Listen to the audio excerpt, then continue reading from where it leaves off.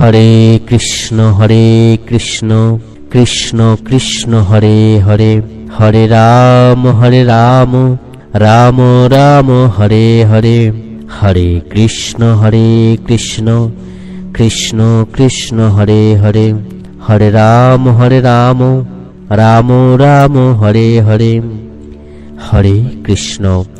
প্রত্যেক কৃষ্ণ অনুরাগী ভক্তবৃন্দকে জানাই সুস্বাগতম।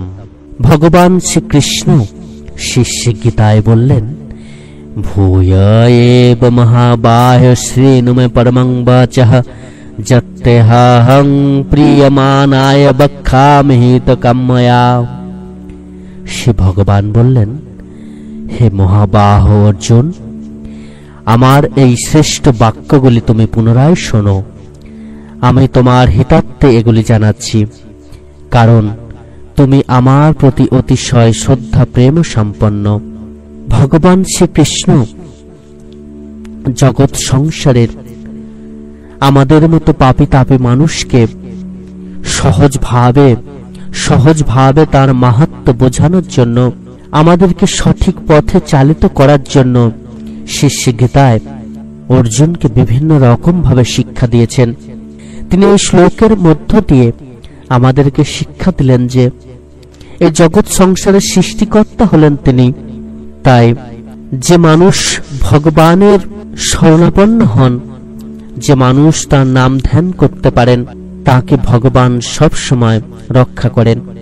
এখানে অর্জুন ভগবানের প্রতি অতিশয় প্রেম ও ভক্তি সম্পন্ন ছিলেন, তাই ভগবান তাকে ভক্তি সম্বন্ধীয় পরম বচন আবার বলছেন। অর্জুন ভগবানের প্রতি শ্রদ্ধা সম্পন্ন প্রেম সম্পন্ন ছিলেন, যার জন্য কিন্তু ভগবান তাকে বারবার করে সাবধান করেছিলেন এবং সঠিক পথে তাকে চালিত করেছিলেন।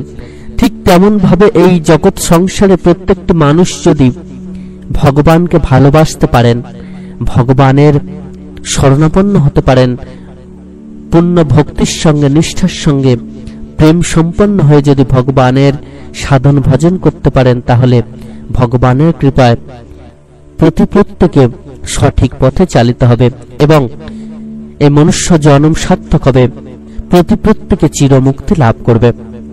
ভগবান শ্রীকৃষ্ণ শিষ্য গীতায় আরো বললেন, নমে বিদুষুরগণ প্রভাবং ন মহস্যাঃ অহমাদিহি দেবানাং মহর্ষিণাং চ সর্বস্য। আমার উৎপত্তির বিষয়টি দেবগণ বা মহর্ষিগণ কেউ জানেন না, কারণ সর্বপ্রকারেই আমি দেবতা এবং মহর্ষিদের আদি কারণ। ব্যাখ্যা: পরমাত্মা জানার বিষয় নন, তিনি হলেন মান্য করার এবং অনুভবের বিষয়। তাকে মেনে নেওয়াই সম্ভব, জানা সম্ভব নয়। যেমন মা বাবাকে আমরা মেনে থাকি, জানতে পারি না, কারণ জন্ম নেয়ার বা গর্ভাধানের সময় আমরা তাদের দেখিনি, দেখা সম্ভবই নয়। মাতার তুলনায় পিতাকে জানা সর্বতোভাবে অসম্ভব, কারণ মাতার থেকে জন্ম নেয়ার সময় প্রসবকালে আমাদের শরীর গঠন হয়ে যায়, কিন্তু পিতার থেকে জন্ম নেয়ার সময় বা গর্ভাধানকালে আমাদের শরীরের কোনো অস্তিত্বই থাকে না। ভগবানই সমস্ত জগতের পিতা। পিতাহমস্য জগত মাতা ধাতা পিতামহ, পিতা শিলকস্য চরচরস্য অহং বীজ প্রদ পিতা। তাই পরমাত্মাকে জানা সর্বতোভাবে অসম্ভব, তাকে মেনে নেওয়াই সম্ভব। পরমাত্মাকে জানা সম্ভবই নয় এবং না মেনে উপায় নেই। মাতা পিতাকে না মেনে আমাদের থাকা সম্ভব নয়। যদি আমরা আমাদের শরীরের অস্তিত্ব মেনে নিই, তাহলে মাতা পিতার অস্তিত্ব আমাদের মানতেই হবে। কার্য থাকলে তার কারণ থাকবে, তেমনি পরমাত্মাকে না জেনে আমরা থাকতেই পারি না। আমরা যদি আমাদের অস্তিত্ব মানি, তবে পরমাত্মার অস্তিত্ব মানতেই হবে, কারণ ব্যতীত কার্য কোথা থেকে আসে? পরমাত্মা ব্যতীত আমরা কোথা থেকে এলাম? আমাদের অস্তিত্ব পরমাত্মার অস্তিত্বের প্রত্যক্ষ প্রমাণ বহন করে। যেমন আমি নেই, এইভাবে নিজের অস্তিত্ব অর্থাৎ সত্তার কেউ খণ্ডন করতে পারে না, তেমনি পরমাত্মা নেই, এইভাবে পরমাত্মার সত্তারও কেউ খণ্ডন করতে পারে না। শিষ্য গীতায় ভগবান শ্রীকৃষ্ণ আরো বললেন, जो मामो जमोनादिंच वेत्ति लोकमहेश्वरम् असम्मूढ समत्तेषु सर्वपापे प्रमुच्यते। जो मामो जमोनादिंच वेत्ति लोकमहेश्वरम् असम्मूढ समत्तेषु सर्वपापे प्रमुच्यते। যারা আমাকে অজ, অনাদি এবং সর্বলোকের মহেশ্বর বলে জানেন, অর্থাৎ দৃঢ়তার সঙ্গে নিঃসন্দেহে মেনে নেন, মানুষের মধ্যে তাঁরাই জ্ঞানী এবং সমস্ত পাপ হতে তাঁরা মুক্ত হন। ব্যাখ্যা: মহর্ষিগণ ভগবানের আদির কথা জানতে পারেন না, কিন্তু তিনি যে অজ এবং অনাদি তা অবশ্যই জানেন। ভগবানের অংশ হওয়ায় জীব স্বয়ং ও অজ অনাদি। সুতরাং জীব যেমন ভগবানকে অজ অনাদি রূপে জানে, তেমনি নিজেকেও অজ অনাদি বলে জানে।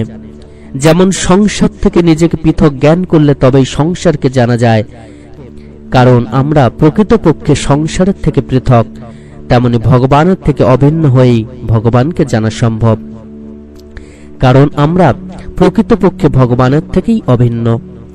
নিজেকে অজ অনাদি রূপে জানলে জীব মূঢ়তা রহিত হয়ে যায়। তাহলে তার মধ্যে আর পাপ থাকে কিভাবে?